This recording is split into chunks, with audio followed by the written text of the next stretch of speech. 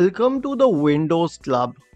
If Touchpad driver is not showing in Device Manager of your Windows computer, then either read through this article on the website or simply watch this video. I will guide you through the resolutions. The first solution is to run the hardware and devices troubleshooter. Copy the path mentioned here.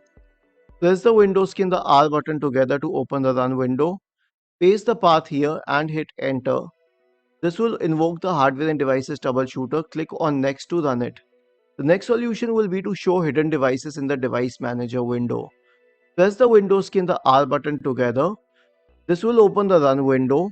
In the run window, type the command devmgmt.msc and hit enter. Now go to the view tab and check the box associated with show hidden devices. The next solution will be to update the touchpad drivers.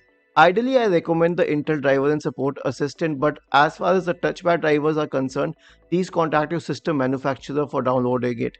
And the same will be the case to restore or update the BIOS. Please contact the system manufacturer for it. The last solution will be to run an SFC scan. Search for command prompt in the Windows search bar and click on Run as Administrator in the right pane to open the elevated command prompt window. In the elevated command prompt window, type the command SFC /scan now and hit enter.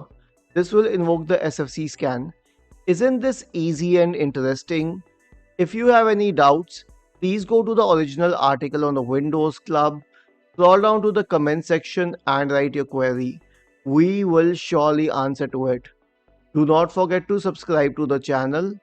Thank you for watching this video and have a nice day.